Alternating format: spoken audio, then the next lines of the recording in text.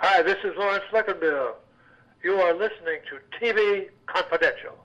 Que lejos estoy del suelo donde nacido. Intensa nostalgia invade mi pensamiento. Ed Robertson welcoming you back to TV Confidential radio talk show about television that will take a deep dive this segment into the life and career of Harry Dean Stanton. Harry Dean Stanton, the craggy-faced character actor who first learned his craft as a stage actor at the venerable Pasadena Playhouse before landing steady work in television in the early 1960s in such popular shows as Gunsmoke, Mannix, Wild Wild West, Petticoat Junction, The Andy Griffith Show, and The Fugitive. After landing the role of Tramp, the guitar-picking balladeer who was also Paul Newman's bunkmate in Cool Hand Luke, Harry Dean Stanton gained more and more notice for his laid-back acting style, leading to roles in such major motion pictures as Kelly's Heroes, Pat Garrett and Billy the Kid, The Godfather Part 2, The Missouri Breaks, and Alien. And though he became a leading man in the 1980s, particularly in Repo Man and Paris, Texas, it was Harry Dean Stanton's extraordinary skill as a character actor that established him as a revered cult figure and kept him in demand throughout the rest of his career. Joining us now is Joseph B. Atkins. Joe's the author of Harry Dean Stanton, Hollywood's Zen Rebel, the very first biography of the man once described as the philosopher poet of character acting. We'll tell you more about Harry Dean Stanton, Hollywood Zen Rebel, in just a second. Joseph Atkins, welcome to our program. Oh, great to be here, Ed. Great to be here. Thinking aloud here, I'm trying to think. Philosopher poet, the quote comes from Vanity Fair, and I probably should have looked this up before we started recording, but was it philosopher poet or philosopher king that there was a reference to Aristotle? I seem to remember. Well, with Aristotle, it was philosopher king, but with Harry Dean, it's probably more appropriate to say philosopher poet. Certainly a poet of the brain. Well, we'll definitely get into the Zen philosophy makeup of Harry Dean Stanton a little later on in our conversation, because if I remember correctly, there's a direct line to that in Harry's time with the Pasadena Playhouse. But before we get into that, you begin the book with a very cool story of in which you set the stage, describe the scene, give readers a sense of what it was like to be at Harry Dean Stanton's funeral in 2017. You had never met Harry Dean, but by that point you were working. I mean, you'd already spoken to members of his family. Did they invite you to the funeral, or did you go of your own volition? No, I got a call from Jim Huggins Jr., who is a relative of Harry Dean's, and told me about the funeral, which was a very small gathering, maybe 10 people, 12 people at the most, and there at the cemetery in Lexington. And so I said, well, we've got to go to this. I told my wife, we get in the car. It's about a 7-hour trip from where I live to Lexington. We somehow misjudged the time. We spent the night in Bowling Green, Kentucky. We had plenty of time, and then we realized we were behind. We had misjudged the change in times and what have you.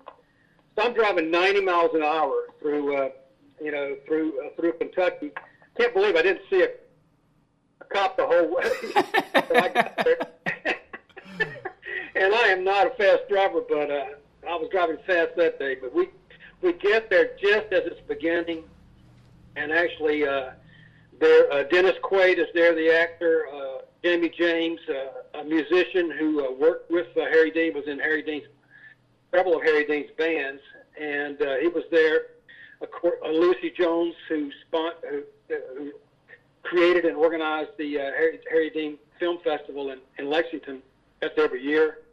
And a few other family members, Jim Huggins, of course, and his wife. So we got there, and Dennis and Jamie sang Canción Mixteca. Canción Mixteca, yeah. Which was Harry Dean's signature tune, which he sings, and and actually 2 or 3 of his films and what have you. It's just a very sad Spanish song about homesickness, and it was a very touching experience, and I felt very privileged to be there. I really did. What first led you to write about Harry Dean's life and career? And I've always been, I've been a political reporter, a labor reporter. I've written a novel, short stories. I've done all kinds of writing, but I've always been interested in film. I've always been a film buff, and I really turned more seriously toward film maybe around 8 or 10 years ago. And I've always loved character actors, much more fascinated by them than the big name stars, And over the years, I've interviewed a number of them: James Best and Amanda Blake, who played Kitty in Gunsmoke. I've used whatever opportunities I had to interview character actors. Right before I started this Harry Dean project, I went to California and interviewed Nehemiah Persoff, a great character. Yes. Nehemiah was 97 years old, but just as sharp as he could be. Yes, he was. Had amazing memory of a long career going back to the 40s. And during the interview, he was sharply critical of working with Alfred Hitchcock. So in doing my research, Patrick McGilligan, who was a film editor of the University of Kentucky film series and a long-time biographer and writer about film, I think had written a biography of Hitchcock. So I called McGilligan to interview him, and we have a nice interview, and I'd actually written a piece about one of his earlier books. And he asked me, why don't you write a book about film? And I said, yeah, that would be great. He says, what would you like to write about? I said, let me give you a couple ideas. I got back with him, and I suggested a book, a collection of sort of essays about different character actors, one of whom included Harry Dean. One was about Harry Dean, and he said, forget the collection, just do a book about Harry Dean Stanton. And it took me some time to think about it. I've never really been sort of pursued like Patrick pursued me. He called me, emailed me, what have you. And I was very flattering. So I said yes, and I'm so glad I did, because in doing this project, I entered a very unique and special world, and it's been a great experience. Harry Dean Stanton, Hollywood Zen Rebel, available wherever books are sold through University Press of Kentucky, as well as Amazon.com. Joseph Atkins is the author of Hollywood Zen Rebel. He is our guest today. You mentioned a little bit your love of character actors in particular. You mentioned Nehemiah Persoff. You spoke to quite a few character actors for your book, many of whom worked with Harry Dean, including L.Q. Jones, including Ed Faulkner, who worked with John Wayne many, many times, and Dabney Coleman. Absolutely, and that was great. In writing, writing takes a lot of hard work. It takes commitment, a lot of research and what have you, but also a bit of luck. I was at the Memphis Film Festival, which is a festival, one of several. I live near Memphis, and one of several festivals that go on up there. This is one that's sort of dedicated toward character actors, particularly old Western stars and what have you. I went to that looking for maybe someone who knew Harry Dean. This is when I was involved with this project, and had not really thought I was going to have much luck finding somebody who had actually went to school with him, because that was so long ago. I mean, Harry Dean died when he was, in his early 90s, and so he had a long life. Ed Faulkner was there, and I said, well, I'll just, you think of John Wayne when you see Ed Faulkner, and so I go up to Faulkner, and lo and behold, he had actually gone to school. He was from Kentucky, had gone to school with Harry Dean at the University of Kentucky, and been on the stage with him at the Guignol Theater at the university there, and saw his potential as a fine actor and what have you, said, and had great anecdotes. And that was quite an experience, and as well as talking to the others like Dabney Coleman and so forth. They're great guys. Stay with us, folks. We'll be right back. One more item. If you're starting a company, particularly one that is in an emerging market, you know that averting any sort of legal dispute is crucial to your business plan. Our friends at Tectonic Law offer an array of services that can help you avoid and preempt future litigation while also developing and protecting your intellectual property and intangible assets. Tectonic Law serves the needs of a host of emerging industries throughout California and beyond, including industrial designers, beverage makers, artists, farmers, retail stores, health practitioners, wellness experts, cosmetics manufacturers, nonprofit organizations, innovators in sustainable practices, and libraries. Go to tectoniclaw.com to learn more about how Tectonic Law can help your business thrive. tectoniclaw.com. Rock solid representation for groundbreaking industries. This portion of TV Confidential is brought to us by our friends at Front Porch Realty, the community of realtors in the Northern Bay area of California that is committed to finding the solution that is best for their clients. Whether you're a first-time home buyer or looking to sell or lease your property in Northern California, call Karen Strain at 415-886-7411 or visit frontporchrealtygroup.com for more information on how they can help you. Harry Dean Stanton, Hollywood Zen Rebel, available wherever books are sold through University Press of Kentucky as well as Amazon.com. Joseph Atkins is the author of Harry Dean Stanton, Hollywood Zen Rebel, the very first biography of the man that Vanity Fair once described as the philosopher poet of character acting. Joe not only takes a deep dive into Harry Dean's 60-year film career, but sheds light on his early life in West Irvine, Kentucky, his difficult relationship with his Baptist parents, the years in which Stanton honed his craft at the renowned Pasadena Playhouse, and a whole lot more. Harry Dean Stanton, Hollywood Zen Rebel, available wherever books are sold through University Press of Kentucky and Amazon.com. One of the cool things about your book, Joe, is you not only paint a very vivid three-dimensional picture of Harry Dean through the interviews with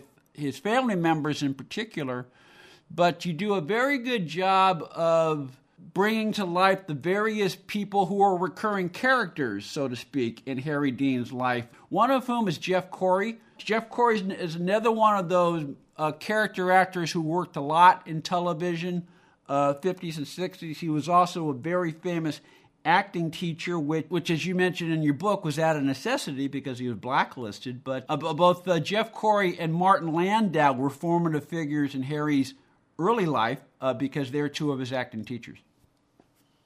Yes, absolutely. Jeff Corey was a fine actor, and like Harry Dean, a World War II veteran who had served with distinction in World War II, and then gets caught up in the whole sort of anti-communist mania after World War II, and gets blacklisted, as you said, and so he's forced to teach, and becomes really a highly respected teacher of acting in Hollywood. And so Harry Dean and Jack Nicholson, they were roommates around this time. They lived in Laurel Canyon. Their place was a great hangout for Mama Cass and a lot of great 60s rock and rollers and what have you. They were cool dudes who went to Schwab's drugstore, and talked about film and then what have you. But then Jack and Harry Dean studied, as you said, under Martin Landau, another respected actor, and then Jeff Corey. And Corey was sort of as I recall from my research, sort of connected in many ways to the sort of method acting that appealed to Harry Dean that he had some exposure to when he lived in New York City before moving to California. And so it was a part of his formative experience as a young actor. And circling back to the great Nehemiah Persoff, who you also talked to, and who's also quoted throughout Harry Dean Stanton, Hollywood Zen Rebel, I believe you have a passage in which Nehemiah paid Harry one of the best compliments an actor. I mean, I'm not an actor, but I would imagine this is one of the best compliments an actor could pay to another actor, is that when he talked about how Harry Dean inculcated the method into his own work, Nehemiah said that Harry was more authentic in his expression of the method than any other actor he came across. Oh, I don't recall that from Nehemiah. I thought he was talking about Marlon Brando at that time. Well, I may be getting my actors mixed up, but yes, when Nehemiah first off studied at the Actors Studio in New York in the 1940s, at the same time that Marlon Brando was there, and he told me the story of I think Brando was studying under Stella Adler, one of the great teachers of the method. And he walked in the studio when Brando was doing some sort of routine in front of Stella Adler, and first off said he was just bowled over. Brando was totally unknown at this point. He said, "My gosh, who is this guy? Who is this actor?"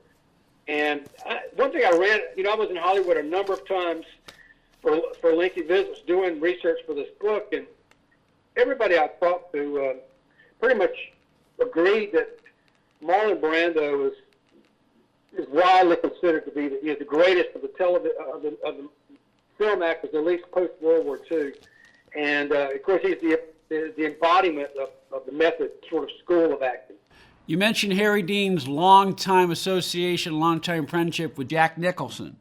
And yeah, as I understand, and you do talk about this in Harry Dean Stanton, Hollywood Zen Rebel, when Harry Dean came to Hollywood, he was not unlike Nicholson in that he sort of came to Hollywood of two minds. On the one hand, like Nicholson, he sort of saw television as the lesser of the two forms for a film actor.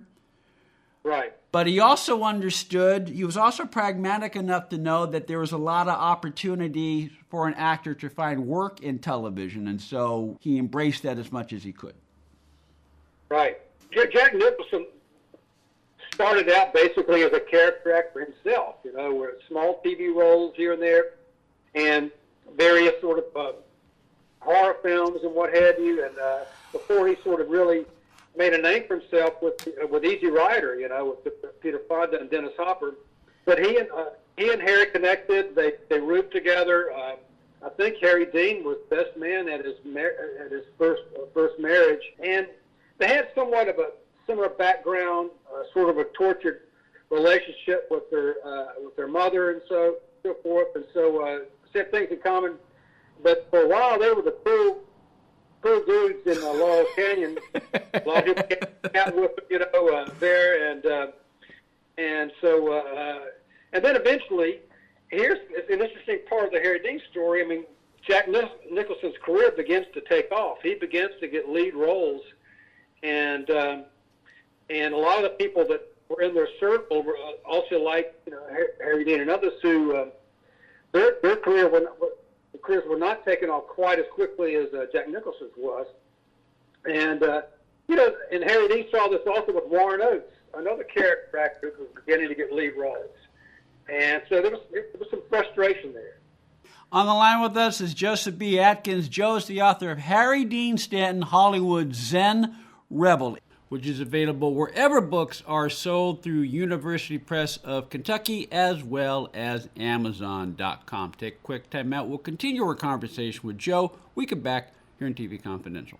Now you can fly anywhere in the world and pay discount prices on your airline tickets. Book a flight today to London, Paris, Madrid, or anywhere else you want to go. And pay a lot less guaranteed. Call the International Travel Department right now at Low Cost Airlines. 800-222-0511. 800-222-0511. Again, that's 800-222-0511.